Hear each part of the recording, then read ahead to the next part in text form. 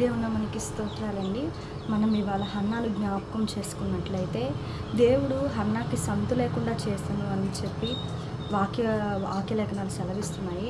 మరి దేవుడే సంతు లేకుండా చేశాడు అని చెప్పి వాక్యం సెలవిస్తుంది కాబట్టి, అలాంటి సమయంలో హన్నా గొడ్రాలైనప్పుడు ఎంతో వేదనను ఎదుర్కొంది, ఎంతో మనోవేదనకి, దుఃఖానికి గురైంది, ఎన్నో నిందల అవమానాలకి గురైంది.